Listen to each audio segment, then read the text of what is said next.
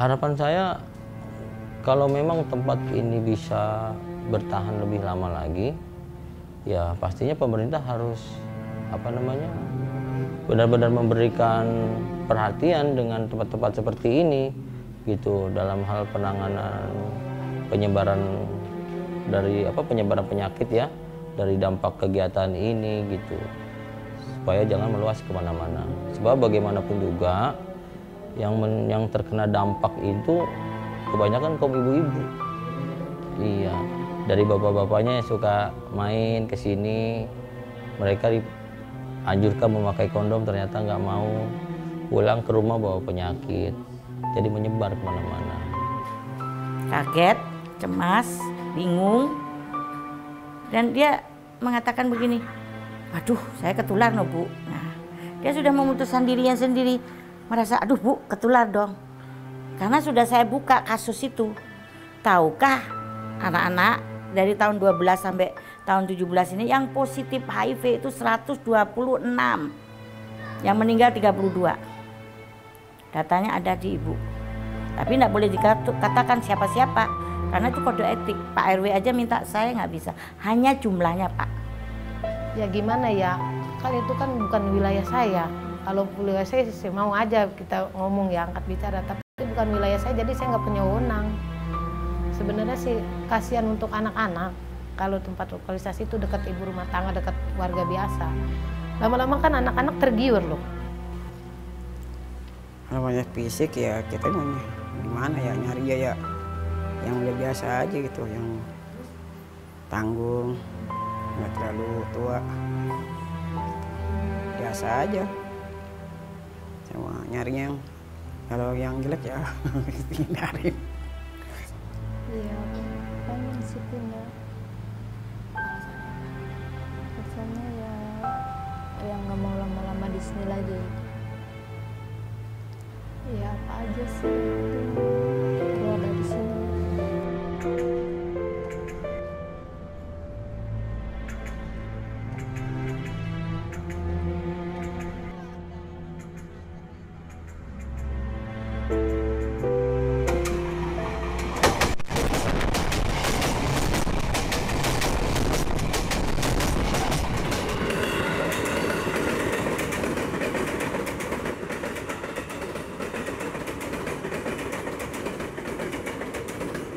Kemajuan teknologi dan globalisasi membuat informasi berkembang dengan pesat.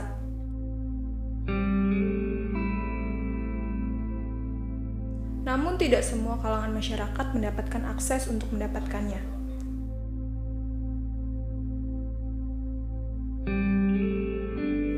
Emansipasi kini telah menjadi hal yang normal di tengah masyarakat.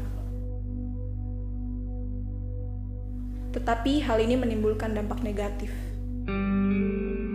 Salah satunya lokalisasi yang merupakan tempat para pekerja seks perempuan untuk menjajakan dirinya kepada para pria yang ingin mendapatkan kepuasan seksnya.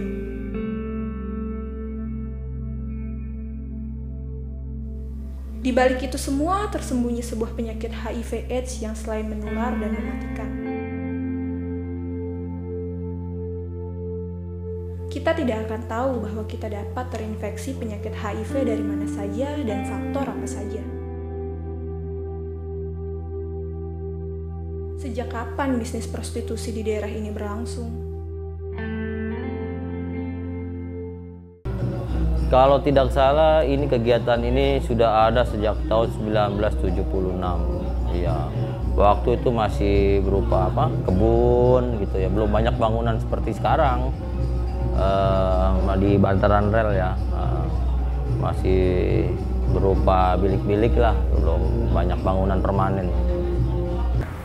Dibilang remang-remang, sini juga masih pasang tenda-tenda gitu, nggak kayak tembok begini gitu. Masih tenda-tenda. Makanya masih bongkar pasang lah. Juga belum ada, paling ya tenda-tenda buat minum-minum, sekedar minum doang. Kalau saya sih emang lahir di sini gitu kan. Yang saya tahu sih pas saya lahir emang udah ada tempat ini gitu. Cuman memang kapasitasnya belum begitu seperti sekarang gitu. Dulu mah hanya tempat-tempat rumah-rumah bordil biasa aja gitu, nggak ini. Mungkin seiring dengan perkembangan zaman waktu, makin lama makin besar seperti ini. Jumlah kepala keluarga di sini ada 132. Kalau di sini itu mobile gitu. Jadi dia nggak tinggal di lokasi, tinggal di sekitar radius 5 kilo. Ada yang di Jembatan 5, di Muara Baru, ada yang di pokoknya radius gini lah gitu. Dia nggak menetap di sini, dia cari kerja di sini. Ibaratnya mobile. Ada juga yang menetap, tapi jumlahnya nggak banyak seperti itu. Yang menetap kira-kira ada sekitar 90-an lah. Mereka mungkin lahir besar di tempat sini ya udah terbiasa dengan keadaan seperti ini. Ya sampai sekarang saya belum pernah menerima laporan keberatan. Iya. Karena saya yakin mereka juga mendapat keuntungan dari tempat ini. Iya. Kalau teguran selama ini sih ya hanya sebatas himbauan. Iya. Menekan penyebaran virus HIV-nya. Terus mengadakan lingkungan yang kondusif seperti itu. Itu aja. Kalau untuk tindakan-tindakan yang sifatnya represif, alhamdulillah sih belum ada. Iya, senang nggak tinggal di sini? Senang. Kenapa senang? Soal rumahnya besar. Terus banyak temennya lagi. Mungkin nggak ada tempat lagi untuk tinggal. Karena orang tua juga kan di sini, ya mau gimana lagi. Terus kamu pengen nggak pindah dari sini? Enggak. Udah terlanjur sayang sama rumah ini. Pas saya beranjak dewasa, saya menyadari, oh ini tempat hiburan malam. Kamu tahu nggak kalau yang suka lewat di sini itu mereka kerjanya apa? Menculik anak-anak. Menculik anak-anak. Namanya kolong wewe. Tapi nih maaf ya, Mas Jaya bukan Mak Mary. Kalau dapat mengisapkan anak di situ, ya itu kan pahalanya gede. Satu, keduanya anak di situ tuh setianya luar biasa kalau nggak percaya. Iya, royalitasnya, waduh. Satu, ya sampai minta motor Pixel dibeliin besok. Nggak percaya, cuma satu rambu-rambu penyakitnya. Nah, pernah kena dikit, masih buru-buru minum obat sifat tetra aja sama saya. Kali doang. Alhamdulillah kan sampai sekarang udah enggak. Oh ya begini aja, kan pelan-pelan ngomonginnya, kita nggak usah sama dia itu sih terserah. Kan saya bilang kalau kamu mau bersih, mau sehat badan kamu untuk diri kamu, ikut diperiksa. Tapi kalau kamu nggak mau, itu risiko kamu sendiri. Nanti yang kena penyakit kamu sendiri. Tenggelam 1, tumbuh 1000. Nah itu kemana-mana. Bahkan bukan di lokasi. Anak-anak yang berjarak ayam muruk, berjejer itu. Banyak yang positif, HIV maupun IMS. Bahkan yang mejeng di mall ada juga. Jaga jarak. Walaupun pakai kondom, tetap pakai kondom. Jadi saya sarankan kalau memang punya calon nih ya, calon nih ABG pacaran sama ABG, mohon sama ibu-ibunya tuh saya suruh tes. Karena apa? Ya namanya terong-terongan. Nah, itu kan pengen tahu, pengen rasa, pengen mencoba, kan begitu kan? Nggak salah, harus dites. Saya bilang sama ibu-ibunya, jangankan begitu, nanti rumah tangga yang jadi korban adalah cucunya. Terpenting itu pencegahan dan penularan, karena berisiko sekali. Saya tanya mereka satu persatu, ya nggak seluruhnya, kamu dapat tamu berapa? Semalam ada yang 15, ada yang 5, ada yang 10. Bagaimana kalau tidak tahu dia risikonya penularan? Nah di situ saya tekankan pada mereka, saya kumpulkan di RW. Karena seperti itu saya tindak lanjut. Anak-anak PSP saya ajak pengajian, ayo ikut pengajian. Saya bilang gitu, kamu sholat toh? Walaupun cari duit sholat, apa yang sholat ikut Bu Ayu. Mana Bu? Udah ayo ke masjid. Saya bilang gitu, saya tunjukkan. Mbak tahu nggak kopi pangku kue baskom? Belum tahu toh, baru cerita toh. Dari rumah dia bawa baskom sama kue pakai daster. Nanti kalau sudah masuk kapal, sudah kelapa, lepas dasternya, ganti celana pendek. Naik kapal jajakan. Seknya di hotel. Kopi pangku juga begitu. Saya nggak tahu itu kopi pangku apa ya. Saya pengen tahu. Saya masuk sudah kelapa. Saya masuk ke petimas gitu. Ini anak dibawa kemana nih? Saya lihat itu. Kok di situ ada kardus? Kok bawa aqua? Saya diam aja, saya intip ini. Kok goyang-goyang, apa ya goyang-goyang nih? Saya tanya sama ibu warung, Bu, di situ kok ada ini? Itu kardus goyang-goyang. Itu begitu, Bu. Ya Allah. Tapi sih kebanyakannya ya kalau zaman dulu Indramayu. Ya, Indramayu udah sinar X, udah kecap turun temurun. Jadi ajak teman. Waktu itu temennya ngajaknya kayak gimana? Bisa sampai di sini? Ya kalau pengen nyari duit yang lebih banyak katanya di sini aja gitu. Di lokasi rumah. Kadang-kadang kasihan, masih pada kecil, apalagi setelah Lebaran lihat nanti yang dari kampung kecil-kecil pada datang. Iya, masih beli ya. Saya kadang-kadang tanya itu siapa? Baru datang mami dari kampung. Astaga, masih kecil begini sudah diajak. Di lokalisasi itu ya kadang-kadang bibi, keponakan, ibu sama anak, kakak beradik. Di tempat lokalisasi itu begitu. Saya kadang-kadang suka geleng-geleng kepala. Satu keluarga bisa itu nyari duit.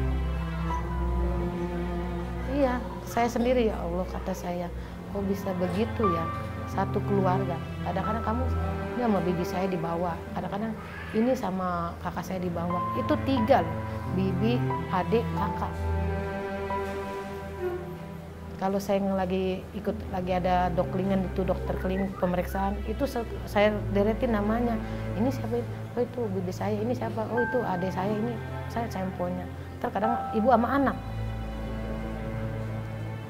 Iya, ibu sama anak.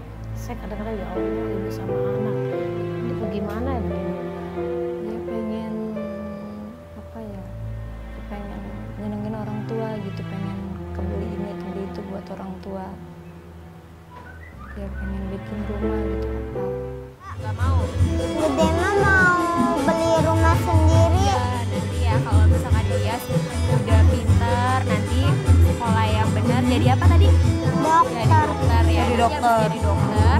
Nanti beli rumah sendiri ya. Jangan di sini ya. Kalau di sini kan setahu tante ini kayaknya berisik. Nanti susah belajarnya ya. Jadi dia mau punya rumah untuk siapa? Untuk buat ibu sama ayah, sama engkong sama emak. Oke, sip. Tas dulu dong. Mungkin menurut saya sih pemerintah juga harus ikut campur tangan juga. Kita nggak bisa kita sendiri gitu kan. Kalau nggak ada yang membantu. Kalau menurut saya sih itu. Dalam hal ini pemerintah juga, wali kota, lurah, camat itu mengetahui ada tempat prostitusi di wilayah mereka seperti itu. Dalam arti mereka juga ya hanya sebatas memberikan himbauan gitu. Dalam arti kriminalitasnya harus bisa ditekan.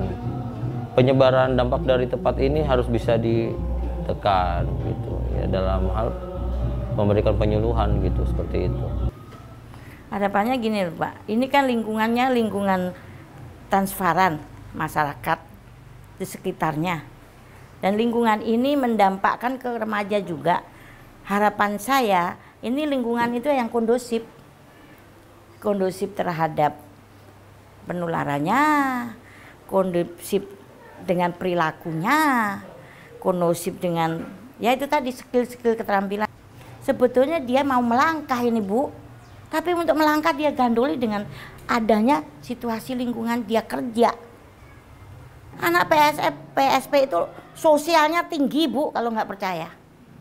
Dia tuh nggak pelit, saya bilang gitu. Cuma dia pekerjaannya aja di lembah hitam. Jadi untuk kedepannya memang seperti itu cita-cita saya Mbak. Ya saya sudah memberikan kondusif di lingkungan ini, ibu-ibunya juga tahu, sudah mengerti PSK itu kayak apa, berarti bukan dikucilkan, bukan stigma, ayo dirangkul Bu, bareng-bareng sama saya. Kondusifkan dengan hal penanggulangannya HIV-nya, kondusifkan dengan mitra, dengan warga, kondusifkan dengan kliennya, pasangannya. Jangan sampai pelanggan itu jemu, bosen, jadikan pelanggan itu untuk naungan dirinya. Karena dia kalau sakit siapa?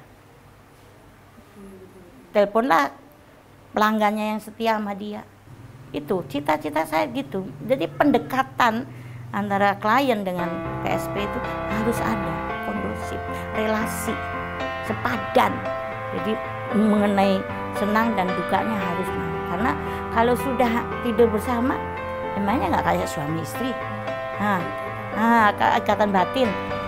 Ya kan tempat-tempat kayak begini mah nggak selamanya kita berdiri ya kan, pasti ada musnah kayak model kali jodoh ya kan, pasti ada tutup ya kan. Ini juga nggak tahu entah kapan-kapannya kan pasti akan musnah ini juga. Ya gimana ya, kalaupun mau ditutup, kasihan yang pada nyari uangnya. Kalau nggak kita tutup, kadang-kadang kasihan juga yang punya di situ mata pencariannya. Jadi saya mah tinggal terserah aja ya, terserah yang kuasa. Senang main di sini biar Ayu nggak takut lagi di daerah sini. Ayu pengen